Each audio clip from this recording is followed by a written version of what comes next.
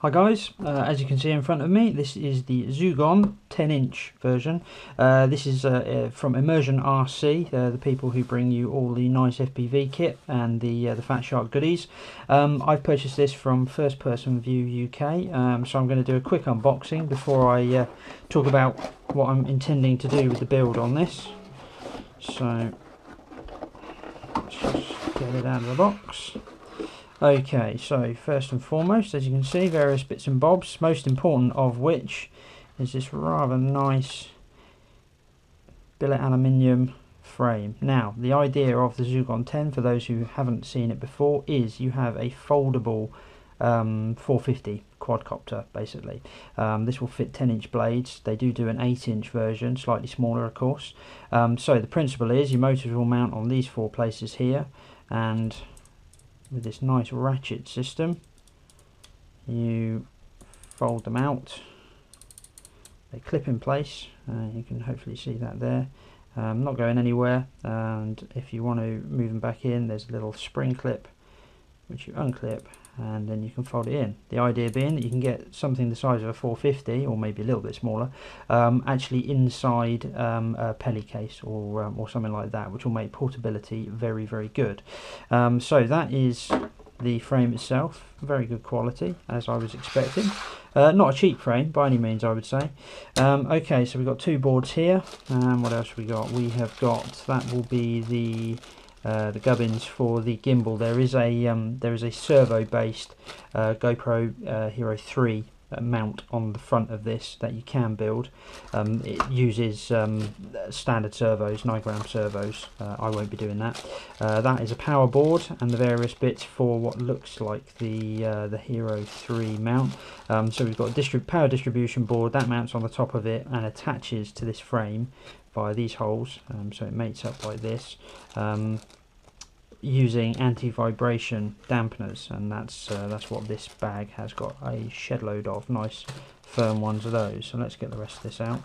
By the looks of it, we also get a couple of cables, which is interesting. That is a good old-fashioned Fat Shark 600 TVL camera cable, if I'm not mistaken, and that looks like something that can be used for maybe the IOSD, something like that.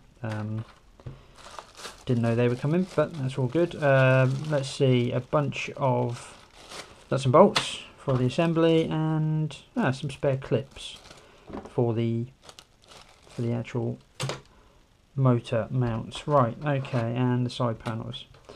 So I'm not going to do the construction on this video. This is really just to see how it all pieces together. Fairly basic construction, it seems to be. Everything just going to slot into place like this, the right way round. Top board's going to go on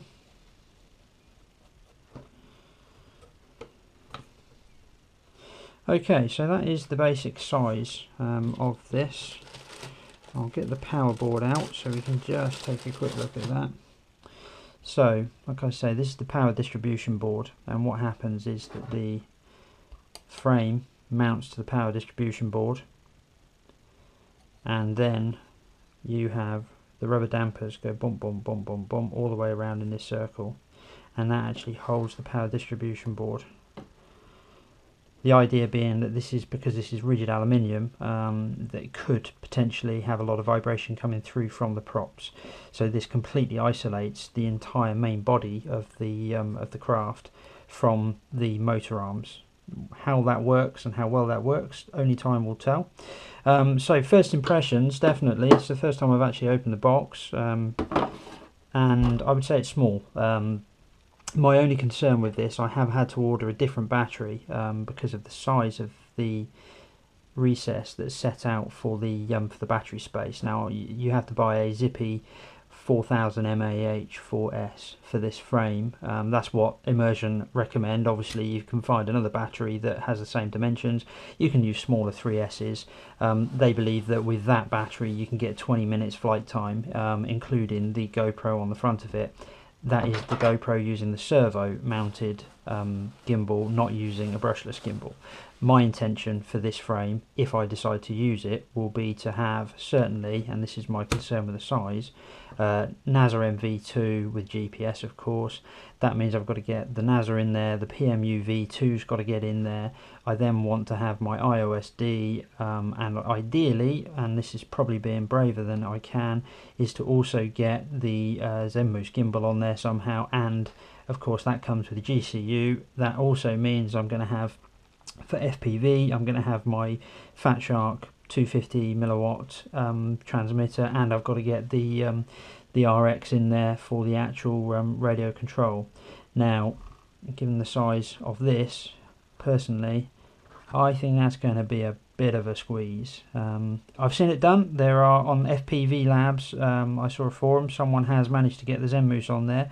Obviously it's going to be a case of creating your own brackets and things like that, which is what I will have to do.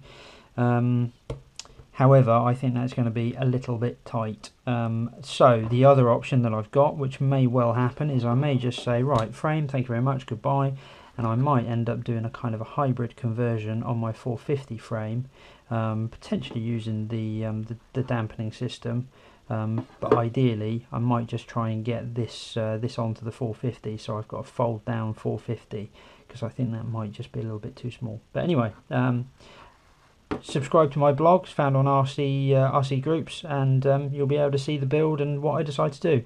Either way, I'm going to have a go at putting it together. Whether I put the NASA in there, I'll decide that once I've got the various bits and I can actually take a look at the dimensions. Also got to wait for the battery to arrive. So yeah, I'll do a full build on there either way, one way or another, whether it be a hybrid or whether it be the full build of this.